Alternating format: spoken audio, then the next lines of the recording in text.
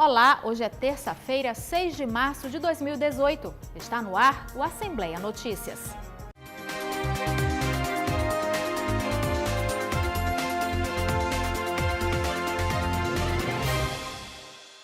Em uma reunião realizada hoje aqui na Assembleia, a Comissão de Constituição, Justiça e Cidadania da Casa decidiu transferir a apreciação do parecer da medida provisória que altera a lei que cria o Conselho Estadual de Esporte e Lazer do Maranhão e também a que estabelece o Fundo Estadual de Esportes. Após retirar a matéria de pauta, a Comissão de Constituição, Justiça e Cidadania da Assembleia Legislativa voltou a discutir a medida provisória de autoria do Poder Executivo, que trata sobre a alteração do Conselho e cria o Fundo Estadual de Esportes. A matéria que tratava sobre o Conselho de Esporte e Lazer, a gente já tirou de pauta para uma melhor análise. Teve uma audiência pública ontem que discutiu sobre o teor do projeto e a gente, por medida prudente, até para ouvir melhor e criar um melhor entendimento, tiramos de pauta para podermos discutir e, se Deus quiser, vamos votar o melhor para todos. Entre os principais pontos alterados através da MP está a redução do número de membros do Conselho de 11 para 7 e mudanças na representatividade das pessoas com deficiência. Nós teríamos dois caminhos. Primeiro, a retirada de pauta para que essa matéria fosse discutida de forma mais tranquila. E segundo, a apresentação de uma emenda retornando todos esses direitos que foram retirados. Então a emenda foi apresentada já hoje, deve ser publicada no Diário de amanhã. E agora, diante do consenso que parece haver na Comissão de Constituição e Justiça, o sentimento que fica é que nós vamos conseguir retornar todos aqueles que foram retirados da composição do Conselho e tornar o Conselho mais democrático e popular. A reunião da CCJ hoje ela foi memorável, ela é histórica, porque a reunião da CCJ, que conta com a participação dos membros da comissão, hoje foi de forma ampliada. Trouxe para a discussão as pessoas com deficiência, para discutir a medida provisória do governo do Estado e, principalmente, não a retirada, não a exclusão, mas a inclusão, a permanência. Então, a garantia de direitos é fundamental, mas a retirada de direitos é uma negação de tudo que foi já conquistado com muita luta, com muito suor. Vários deputados e diversos representantes de entidades ligadas aos movimentos populares de mulheres e deficientes físicos participaram do encontro. O Maranhão tem 1 milhão de pessoas com deficiência, então no Conselho de Esporte a nossa presença lá era com fazer valer, né, a participação da pessoa com deficiência no lazer, no esporte, tirando da exclusão esse segmento. O líder do governo na Assembleia Legislativa, deputado Rogério Cafeteira, falou sobre a importância da discussão e reafirmou o compromisso do governo com os ajustes necessários no texto da matéria. Esse é o papel do Legislativo, é fazer o melhoramento de projetos, não apenas elaborar, mas melhorar projetos enviados por outros poderes, independente de quem seja. E esse oriundo do Executivo também está passando por um aprimoramento e mostra que o governo também é sensível a ao debate. Então ontem mesmo conversei sobre esse assunto com o governador, conversei com os colegas e coloquei inclusive na reunião há pouco, que nós fizemos a retirada de pauta dele para que possamos fazer as mudanças para que toda a sociedade se sinta atendida. A Secretaria de Estado da Saúde descartou um possível surto de meningite em São Luís. Nos últimos 10 dias, 2 pessoas morreram com sintomas da doença na capital. Casos que, de acordo com a SES, não possuem nenhum tipo de ligação. Mesmo assim, segundo as autoridades de saúde, a população precisa estar atenta aos sintomas. Os cuidados, as dúvidas e as formas de prevenção você vai ver agora na reportagem de Tirciane Chuvas. A Secretaria de Estado da Saúde garante que não há motivos para pânico, pois não há um surto na cidade. Nos últimos dias, informações sobre mortes por meningite aqui em São Luís e no interior do estado têm circulado pelas redes sociais e grupos de WhatsApp, o que tem gerado preocupação. A Secretaria de Estado da Saúde já confirmou 2 mortes por esta doença aqui em São Luís, mas descartou qualquer ligação entre esses 2 casos. Toda a investigação já foi feita. E eles não têm vínculo epidemiológico, são pessoas que moram em regiões diferentes da cidade, têm vidas diferentes, não tinham nenhuma relação entre eles, então não houve a constituição de vínculo. Na terça-feira da semana passada, Lucas Martins, de 21 anos, morreu depois de sentir fortes dores de cabeça, vômito e torcicolo. No sábado, Débora Salles, de 17 anos, veio a óbito com os mesmos sintomas. Lucas era estudante de uma faculdade particular da capital. Por meio de nota, a instituição informou que apenas a primeira vítima era aluno e que tomou todas as medidas de biossegurança e higiene. Débora Salles estudava em uma escola da rede pública estadual, que também tomou todas as medidas de segurança e segue com aulas normais. Este infectologista explica que a meningite é uma inflamação das membranas que revestem o cérebro e a medula espinhal, geralmente causada por uma infecção viral, bacteriana ou por fungos. Em geral, a transmissão é de pessoa a pessoa, por meio das vias respiratórias. Por isso, o alerta às formas de prevenção, cuidados e aos sintomas também. A pessoa vai ter sintomas muito inespecíficos. Dor de cabeça, dor no corpo, febre, náuseas, vômitos, rigidez de nuca, que a gente chama, né, que é a dificuldade de flexionar a cabeça. Então, tudo isso são sintomas da meningite. Existem vacinas para a prevenção de algumas formas de meningite. Muitas estão disponíveis em todas as unidades de saúde e fazem parte do calendário vacinal. Apenas crianças e adolescentes de 11 a 14 anos podem ter acesso às vacinas na rede pública. Todas essas vacinas elas estão no calendário de rotina das crianças. Então, você começa a vacinar seu filho desde bem pequenininho, prevenindo casos de meningite.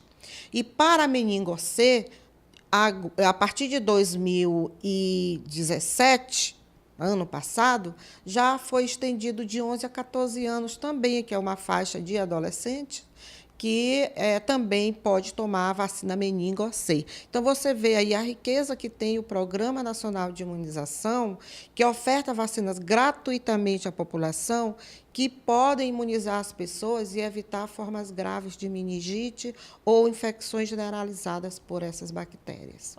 Quem toma a vacina fica imunizado. Quem não tomou na infância ou adolescência ou não tem certeza de que recebeu a vacina, nas clínicas particulares, o preço, em média, fica em torno de R$ 300.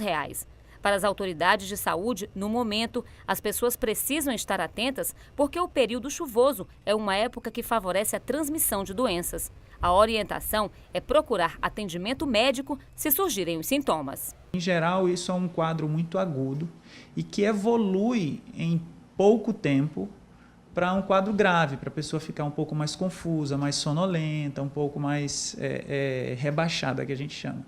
Sempre que a gente tem algum desses sinais, a gente precisa procurar o serviço de saúde de prontidão. Durante toda essa semana, a TV Assembleia preparou uma programação especial voltada para o universo feminino, com entrevistas, programas temáticos e reportagens.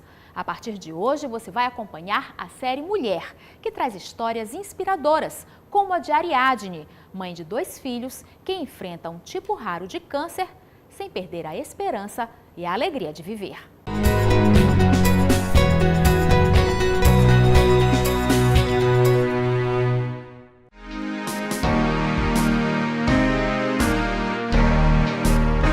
Há 6 anos, Ariadne descobriu que sofria de um tipo raro e agressivo de câncer, chamado linfoma não Hodgkin. Tão raro que só há 3 casos no Brasil. Ela é dentista e, com muito carinho, recebeu nossa equipe para contar sua história. O choque, a angústia e o sofrimento com o tratamento levaram Ariadne a repensar a própria vida. Foram 6 anos e meio primeiro de um oculto, né? Porque era um sofrimento que eu não sabia, de fato, o que é que eu tinha. E depois que eu descobri o diagnóstico do câncer, depois de 6 anos e meio, começava-se uma nova batalha, né? Uma batalha para conseguir tratamento, para saber qual o tratamento adequado, saber se eu iria reagir. E ao longo desse processo eu tive os momentos mais difíceis, talvez, foi quando eu descobri o diagnóstico, porque a gente nunca quer, né, receber um diagnóstico desse, né? Receber um diagnóstico, você tá com câncer aos 28 anos e uma vida pela frente, com 2 filhos, no meu caso, pequenos, não foi tão fácil. E depois desse processo, da descoberta e do primeiro tratamento, de achar que tinha tudo dado certo, veio a segunda parte, que foi quando eu tive a reincidiva, descobri que ele voltou, né, depois de uma alegria, e passar pelo processo de 2 internações, né, cheguei em uma dessas internações Eu cheguei a quase morrer por conta de um processo que eu tive da colocação do catéter, né? Eu tive uma reação às medicações. Mas, assim, tudo foi passando. Em momento algum, ao longo desse processo, eu pensei em desistir. Mãe de um casal, Ariadne também precisou suportar a distância dos filhos. A busca pelo diagnóstico foi angustiante, levou quase 6 anos, com fortes crises. Depois de descobrir uma nova luta, enfrentar um tratamento violento e doloroso. Foi quando decidiu compartilhar na internet as experiências de quem encarava a mesma luta. O que antes era apenas um espaço para troca de ideias e confissões, virou fonte de inspiração, conhecimento e doações. Foi a partir daí que ela conseguiu dinheiro para custear as muitas viagens que já fez. Deus foi tão maravilhoso que ele, nesse momento, talvez é um momento de solidão que você passa, porque querendo ou não, você só conhece as pessoas de fato, tem aquele ditado, né? Quando você passa por algum momento financeiro ruim ou por processo de saúde. E eu passei por esse processo, né? De ter tido eu vi as pessoas se distanciando de mim.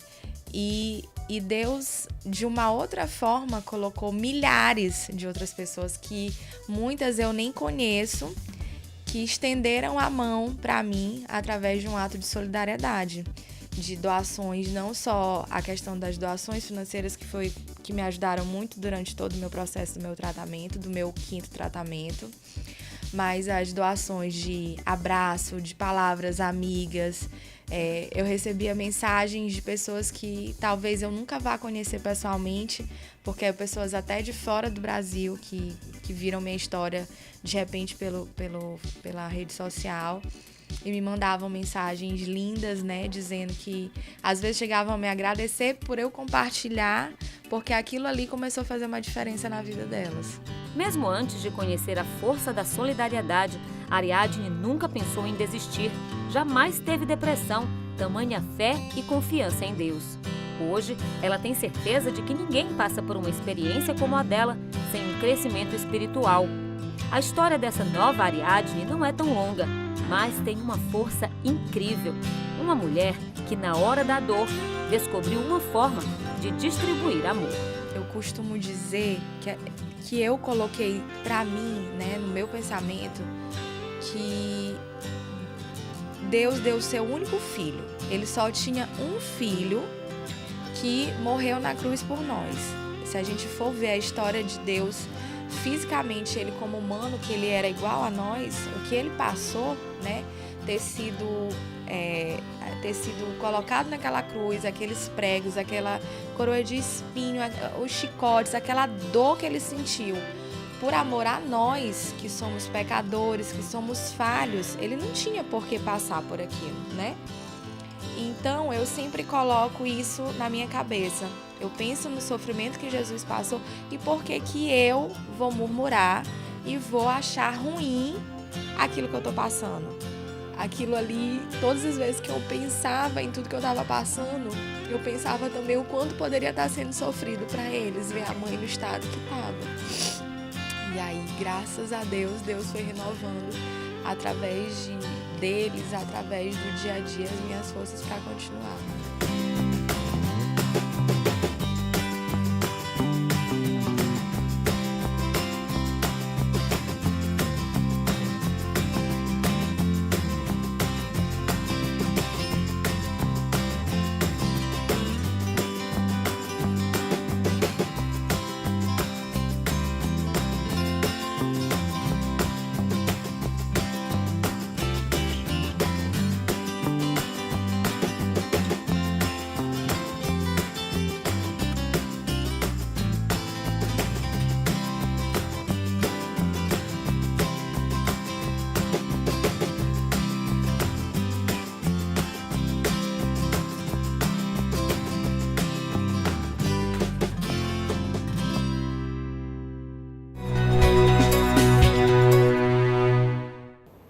E amanhã você vai conhecer a história de Regina Oliveira, que usa a arte para se reinventar e criar os filhos sozinha.